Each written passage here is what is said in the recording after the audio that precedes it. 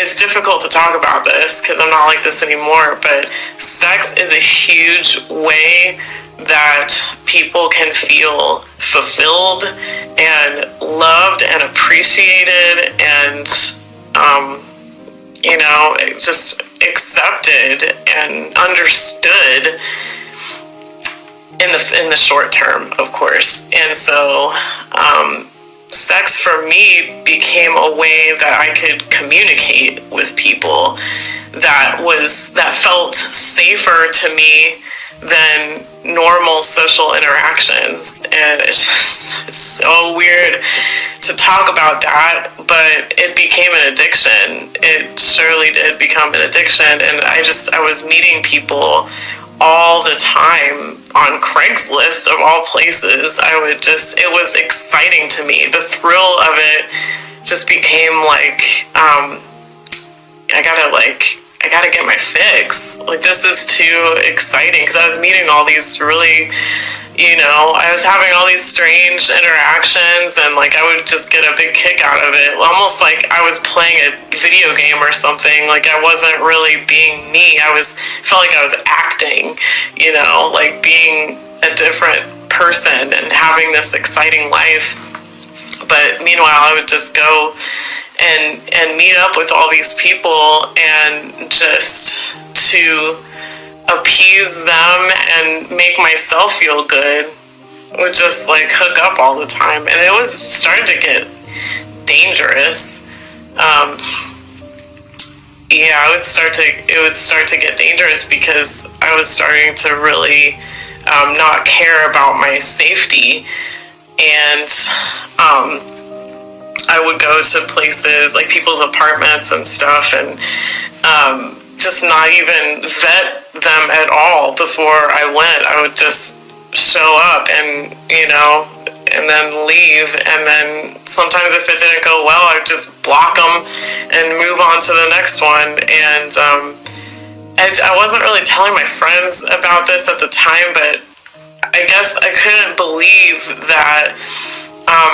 And for somebody with like body dysmorphia at the same time, it was a way that I could get instant validation, or like instant acceptance and approval that I was worth something. And again, I did a video about this on my channel a while back, but about how in this culture, especially for women, a lot of times our value is just in how much we can please a man with our appearance. And so that was basically just having sex was a way that I could instantly feel better from feelings of drowning in body dysmorphia. It was that instant validation, that instant acceptance, that instant I'm okay, like this, another person thinks I'm okay, I must be okay.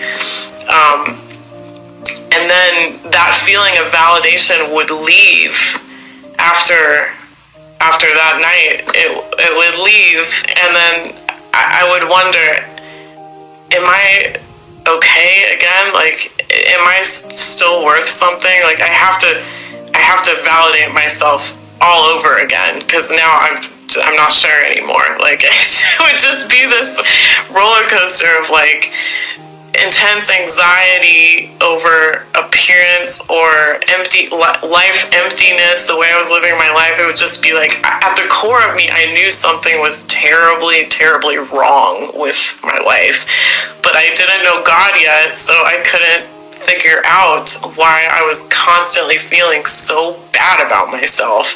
So I would go seek validation through sex, and I would get the validation. It would be like, I would savor it. This is great. This is the way I should live my life. This is fantastic. Every night's an adventure.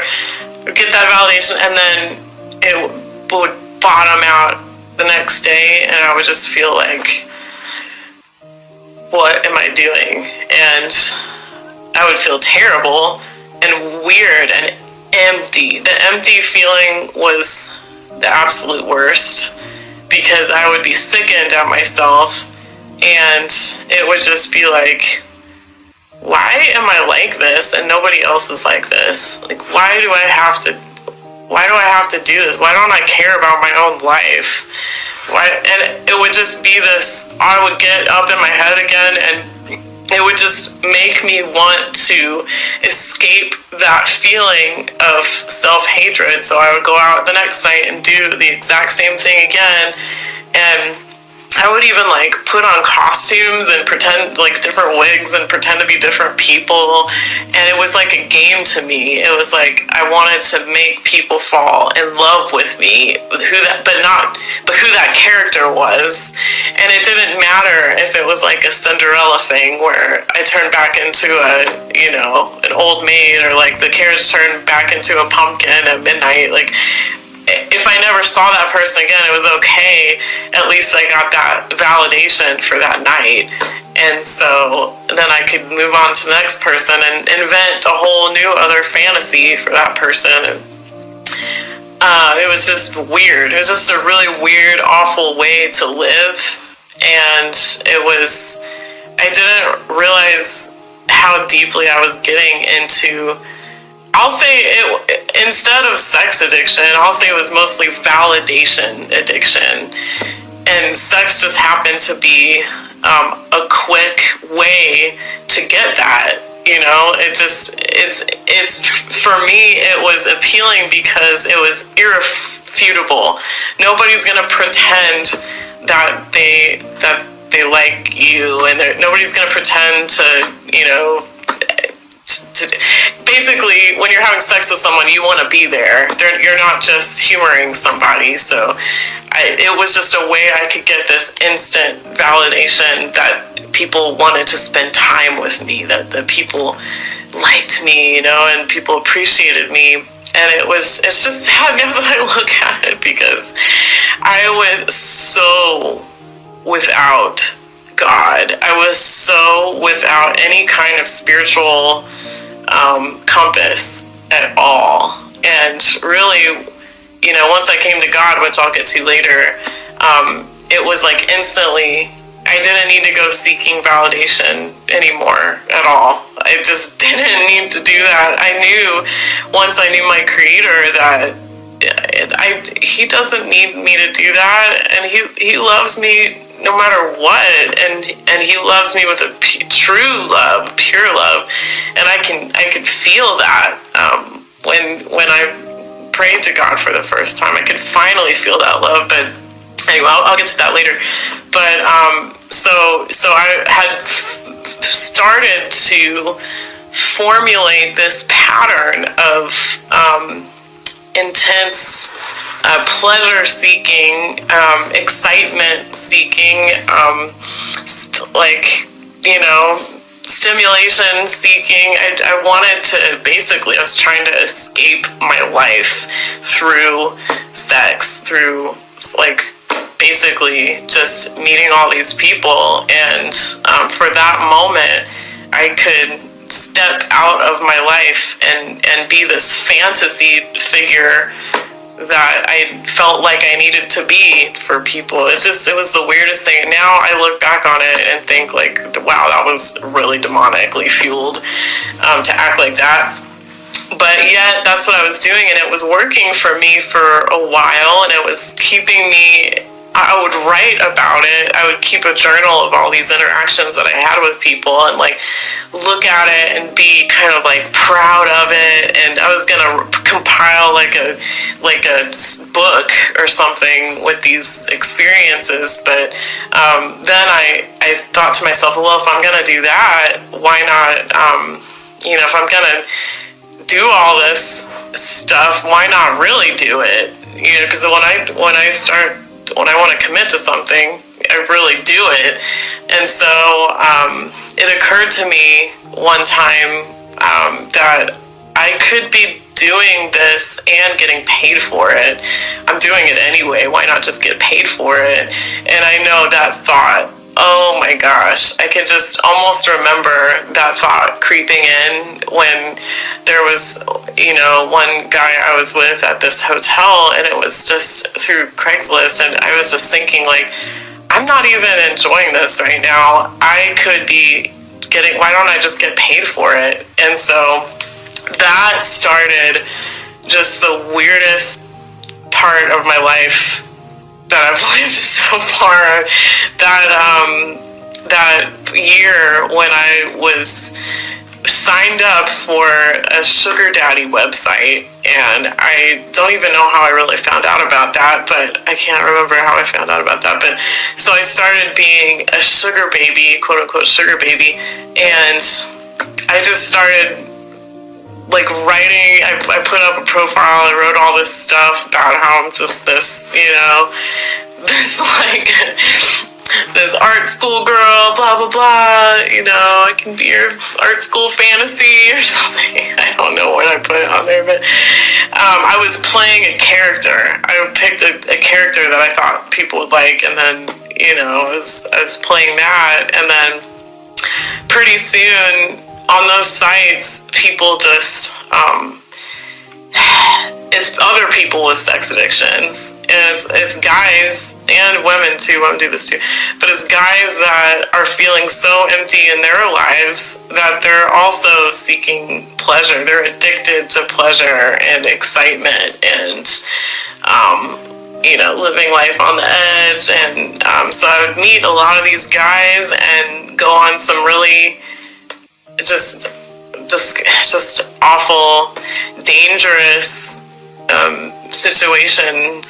So I would go on these dates and put myself in awful, dangerous situations. And a lot of times I would just meet people in hotel rooms, just go straight to their hotel room. I remember being at a job that I was like a delivery person at this job, and I was just like starting to become addicted to this sugar daddy website, and just like in the back room I would just like message all these guys, and then after work I would go to their hotels, like sometimes one after the other, and just hook up and then take the money and then go to the next one. And it was like the more I was tricking myself into, the more soulless I felt. It was like that was accurate for the character I was portraying. Like I felt like a automaton almost. Like I felt comfortable in being so jaded with life that I didn't care if I got like used and kicked out the door, basically. Like that feeling of emptiness had become so common and normal to me that I almost enjoyed it. I almost enjoyed experiences where it was like an extreme feeling of excitement and then total emptiness afterwards. It was like it became so normal that I almost enjoyed it, because it was just like, yeah, I really I'm a piece of crap person. This is just what I do. I am now even starting to just take advantage of people, and I just remember feeling like, well, this life is just I'm not getting what I think I deserve out of this life. This life, I don't even know why I'm alive. I would get like existential about it. I don't even know why I'm alive. I may as well just get as much money and have as many experiences as I possibly can, and then however long I survive, I guess I survive. I didn't care about my own life, and I almost was proud of the fact that I didn't care about my own life. So yeah, it was getting to be just emptier and emptier and emptier and emptier. The longer I went as on the sugar daddy website, I was getting like money from it, but then it's just like you're putting a direct value on yourself as a person, and trying to, like, there were times where I tried to negotiate. No, I'm worth more than that. And they'd be like, no, you're not. And I'd be like, no, yes, I am. Like, you need to go back and get some more money from the ATM because I'm worth more. And it just, thinking about negotiating how much you're worth in monetary value is just so, like, bottom of the barrel. Like, no human should ever have to do that, to put a dollar sign on your worth as a human being, or as a human being that can give you a product, and the product is sex. Like, to put a dollar sign on yourself like that, and it's just the grossest feeling in the world. And so I was getting used to doing that, and I remember, though, a couple times guys on that site would start to have feelings for me, or for the character that I was playing for them.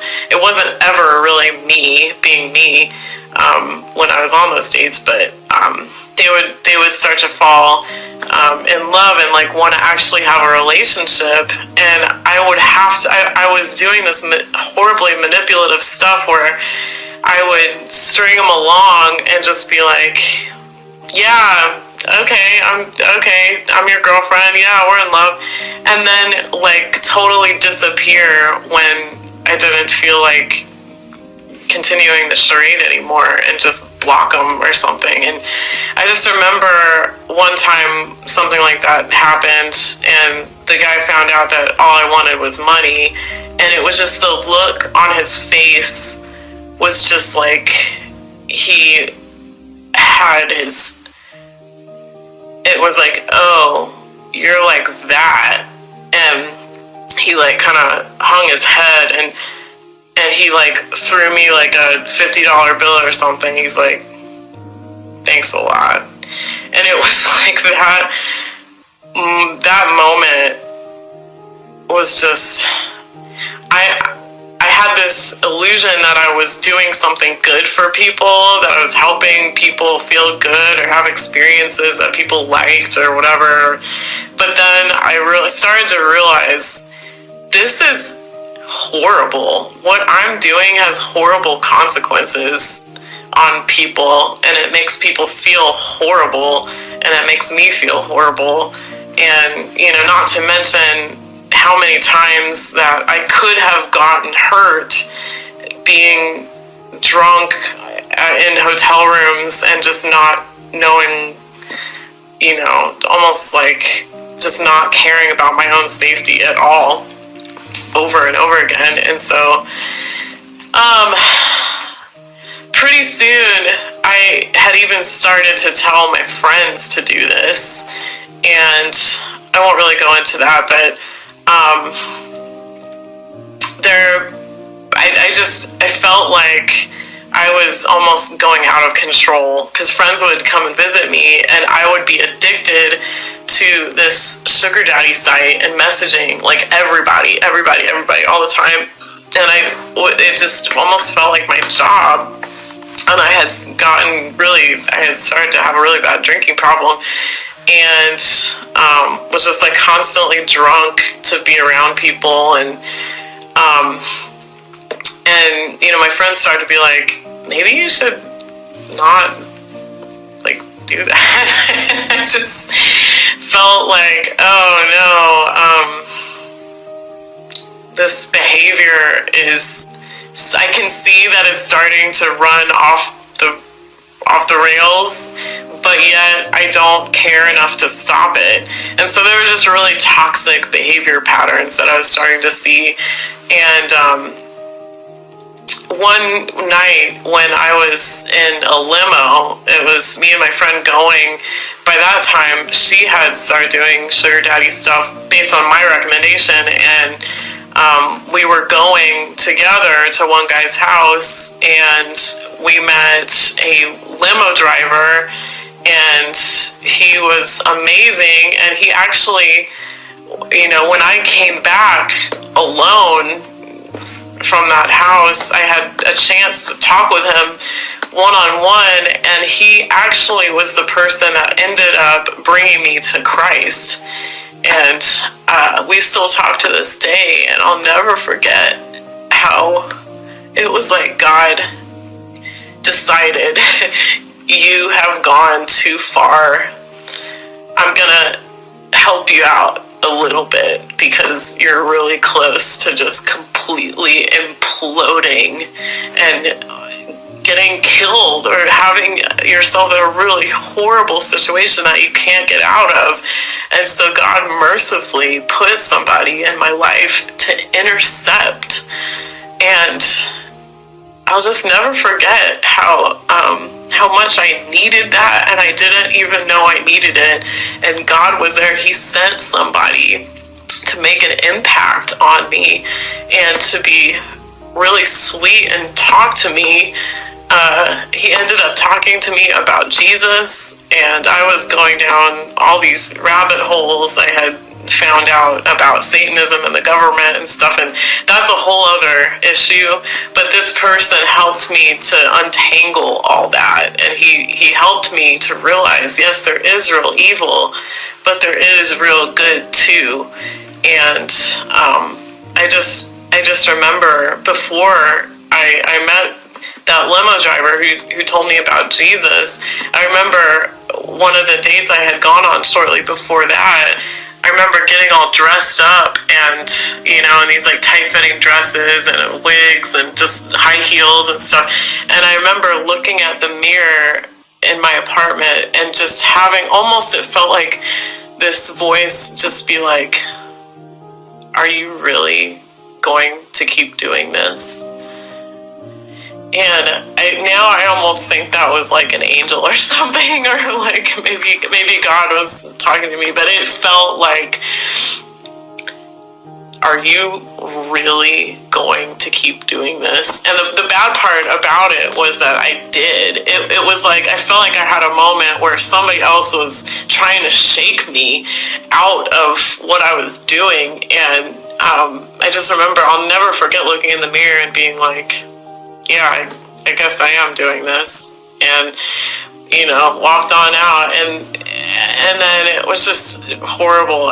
Before I had met the limo driver, people in my apartment had started to figure out that I was having all these strange guys over, and people actually were coming up to my door and asking if they could have sex for money. And this is crazy, that feeling of having your private life coming out in the open and being, you're almost like, now the cat's out of the bag, and even your neighbors are picking up on this stuff. And it was in a neighborhood in South Chicago, but it was like, it was my private life was seeping into my public life. And I remember when that happened, it was like these two guys knocked on the door and asked if they could pay me for sex. And I just remember thinking, like, oh my gosh, like, this is really, I don't want to be like this. And I remember just saying, like, no, I don't know where you heard that, and like shutting the door. And I just kept running from my private life, even though it was coming out in the open. And it just got so creepy and weird, but at that point I couldn't stop. So when that person came into my life, that limo driver that told me about Jesus, it was like, I think God had tried to stop me from doing that before, and I just wasn't listening. I was just shutting the door on the warnings and running away, turning a blind eye, and just being like, whatever, this is what I picked. And I think God mercifully threw one more little hint at me, and that was that limo driver that told me about Jesus. And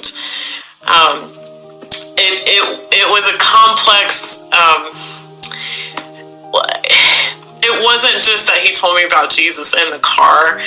It was that he started telling me about things that were wrong with the world, and it kind of helped me realize that like I was saying, there is real Satanism in the world, but there is also God at the same time. So I called him up like a truther hotline one night, and I said, Jim, what the heck is going on in this world?